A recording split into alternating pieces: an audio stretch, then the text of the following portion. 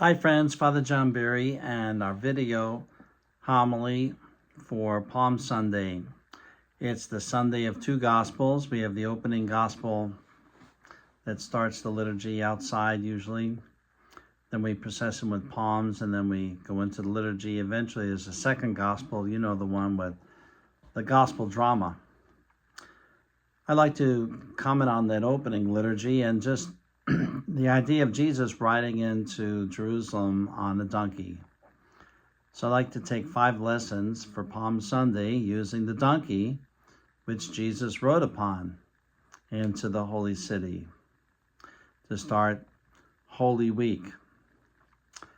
The donkey is a metaphor for our own Christian lives, I say. Here's the setup. Jesus says, go into the village, and immediately as you enter it, you will find a colt tied there, a beast never ridden upon.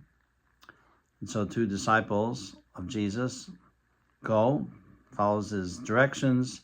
They find it exactly as he said. And they carry out what he wanted and bring the colt, the donkey, to him. Here's the first lesson.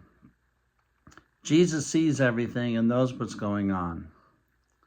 I don't know if the disciples always thought that, especially as things got more confused as they got closer to the end of Jesus' earthly ministry.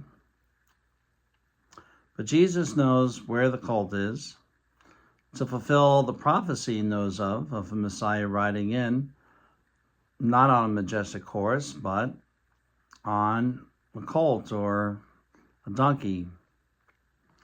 He knew where to find it, just like he knew where to find his 12 apostles beginning his ministry.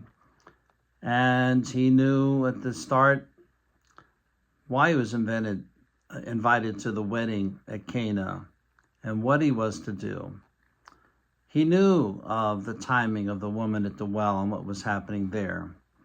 He knew the reason for pausing before helping Lazarus. He knew that the Father's will would all be revealed to him and he would do it and live it out. And so God knows the situation, even here, as he knows for his entrance into Jerusalem, how it's going to go. He knows where the animal is.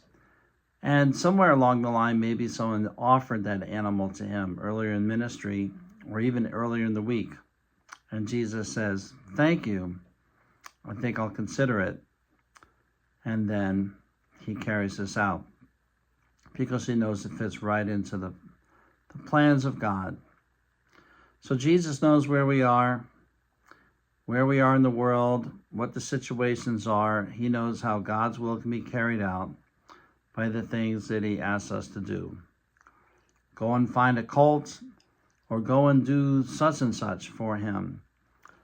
Jesus knows the meaning of things, the timing of things, and how it can all serve the Abba's will. All right, number 2. Find the donkey on which no one has ever sat. What does that all mean? Well, the qualification was to find that donkey that no one's ever used. That seems pretty familiar in Jesus' life. He enters the world through a womb never used, and he goes out in a tomb never used. He has a heart preference. He's made it known that he wants a humble spirit. That's what he prefers to work with. And so, like if you were to host a party, you might ask, what do you prefer? You might ask a person, tap water, mineral water, tea, coffee, wine, beer, liquor.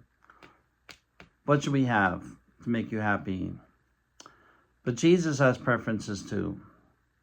And as disciples, we go forth and find what and carry out what Jesus wants. The bread and wine used at Mass seems to be pretty simple, but we carry it out and do his will, and it represents his body and blood. Jesus says, keep it simple.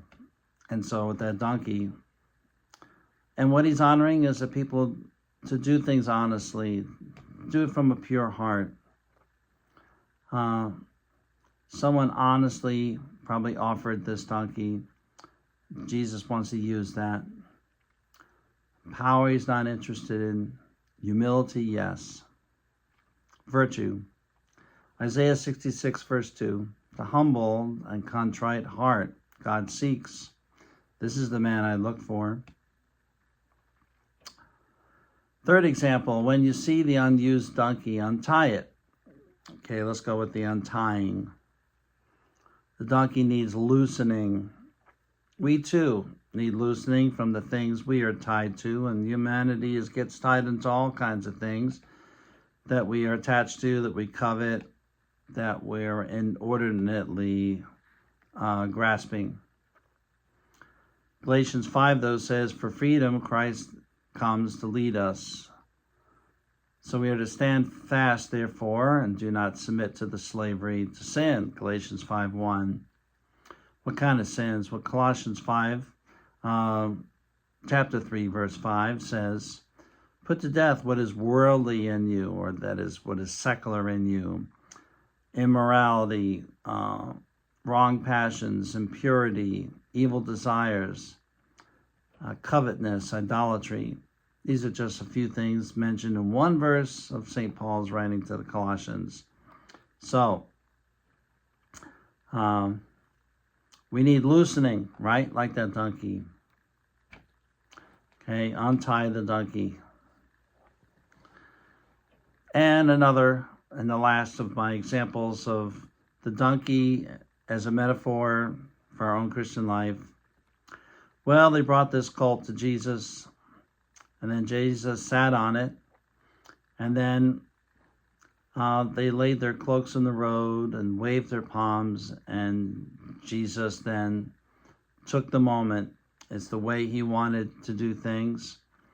So we too submit to what Christ wants, and then we want to honor him, we want to adore him, we want to please him, and so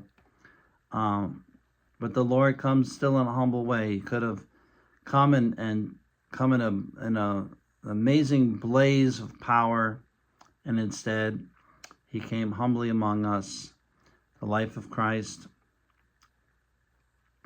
What about donkeys?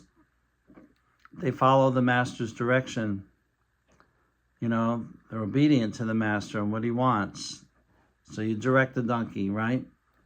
And he follows. And the donkey goes up to Jerusalem, and in the end, the donkey's not the one that gets all the attention. And neither should we really in our lives of Christianity.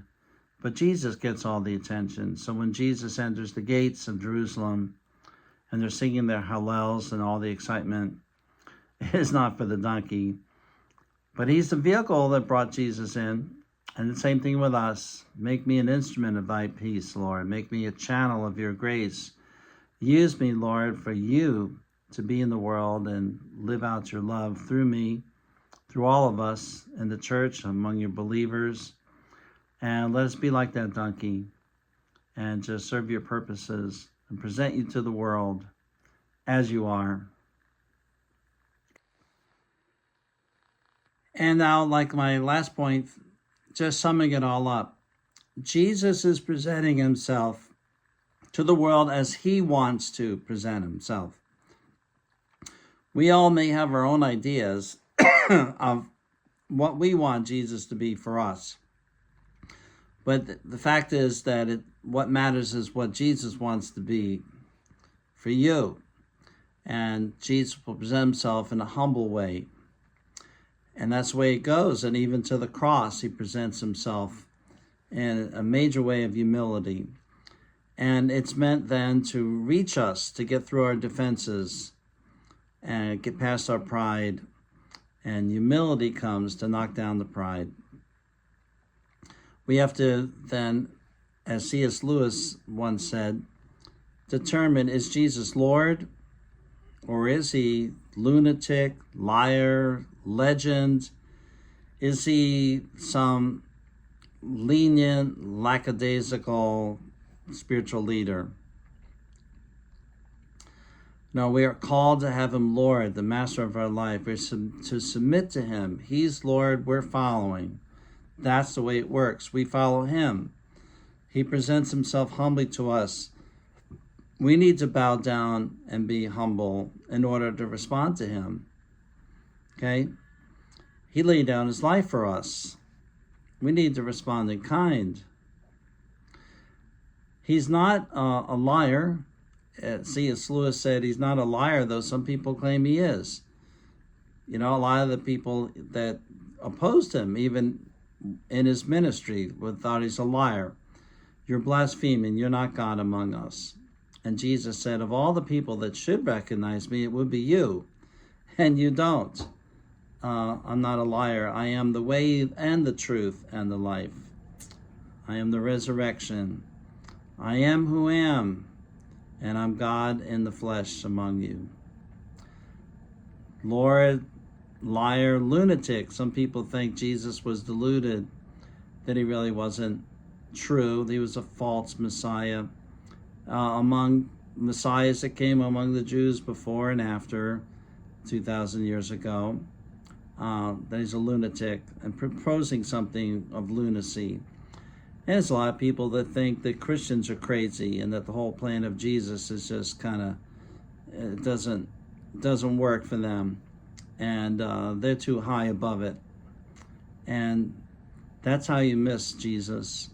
You miss Jesus in your pride. Lord, lunatic, liar, legend. Some people think the whole thing about Jesus is he's a legend, and or his resurrection is a legend. It didn't really happen. And so they want to dismiss Jesus. Although Jesus can be proved historically as the most factual person to ever live. And also his resurrection, you look at what happened after his rising, to the whole movement he was leading and where it went. All these people living as martyrs for him and giving up everything, and their whole lives are changed. And there's a spiritual revival that has lasted till today. Is he really a legend? I guess some people would like him to stay in that category so they don't have to deal with him, but Jesus is as real as it gets. And then we even call him the real presence in the Catholic faith, that he's among us even on our liturgies and our prayers and our actions and our hearts. And then there's like the lenient, lackadaisical spiritual leader, you know, the people that say, oh, God's the man upstairs, or just some kind of a easy-going, kind of lenient God, and Jesus is like, hey, just kind of shows a few things, and so we can respond to it if we feel like, or we can take some of what he said and combine it with something else. And that's really very much the New Age kind of approach, and it fails. Jesus is Lord, period. And either you believe that, or you can't take some lenient, your version kind of God, because then we're into idolatry. We have to take Jesus at his word. He is God. He's come to save us. Are we willing to be saved? Then say yes, and let God start doing his work in you and proving that he's as real as it gets. Happy Holy Week, Father Barry.